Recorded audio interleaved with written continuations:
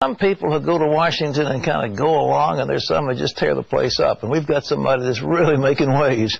Retired Army Lieutenant Colonel Congressman West served in the military in Iraq and Afghanistan. Now he's moved on to a new battlefield in Washington, and he's taking the Capitol by storm.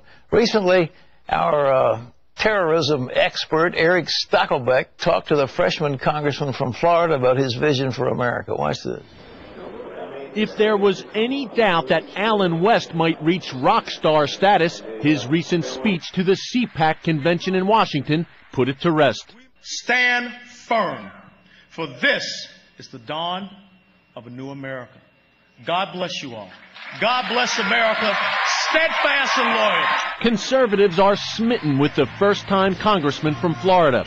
A 22-year Army veteran, he's a straight shooter with no love for political correctness. One of the things that I've kind of noticed when you cross the Potomac is that truth becomes subjective, and I will not subscribe to that.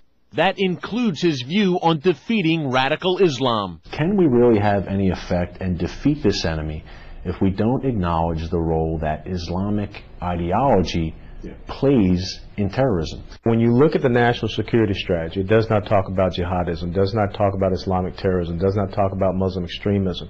As a matter of fact, it talks more about global warming and climate change. We have to be able to stand up and forthrightly declare there is an ideology out there that is fueling this thing. You can't say this was a war on terrorism. Terrorism is a tactic, and a nation can't fight a tactic. We have to have that dialogue up here in the halls of Congress and with our leadership, or else we're just going to head down the road to perdition. When it comes to battling Islamic jihadists, speaks from personal experience. The Bronze Star winner served in Desert Storm and Iraqi Freedom and trained Afghan officers. Now, with Iran driving to acquire nuclear weapons and dominate the Middle East, West sees another threat that must be confronted. They want the return of the hidden imam, and that can only occur with an apocalyptic event, and they believe that, dropping something on Israel is that event. And I think eventually the time of sanctions will have to cease, and you have to look at their military capability that you'll have to take out.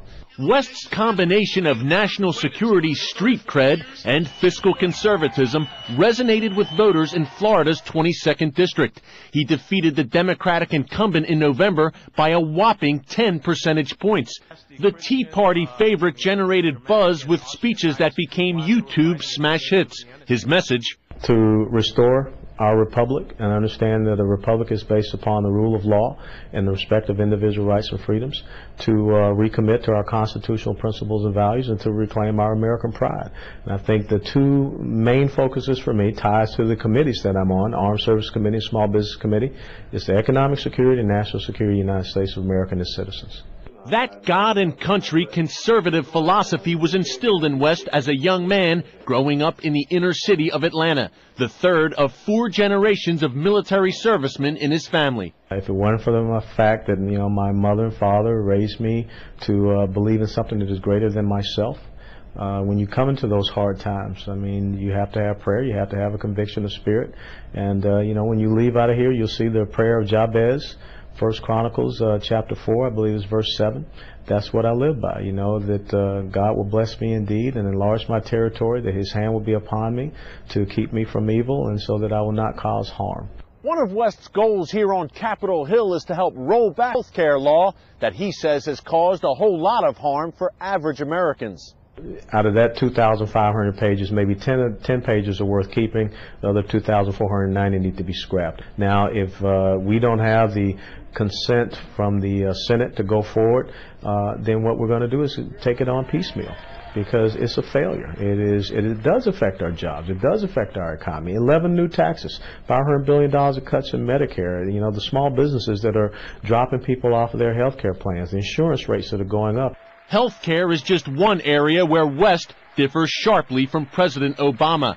Another is the administration's push to divide the city of Jerusalem. Why is it so important that Jerusalem maintains or remains a part of Israel proper. When you look at Jerusalem, it has always been the capital of Israel. You know, Israel has been around for 5,771 years. In 1948, the modern state of Israel was resurrected.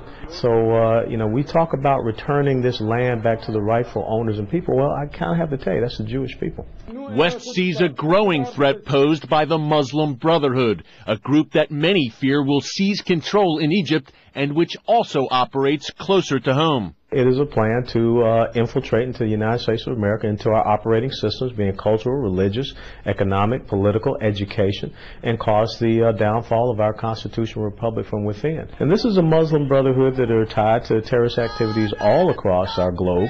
Despite threats facing an America that some analysts say is in decline, West is confident that he can help right the ship on Capitol Hill and leave a stronger country for his two daughters. For whatever reason, we tried this big government liberal progressive agenda for 2 years. We see that it's not going in the right direction.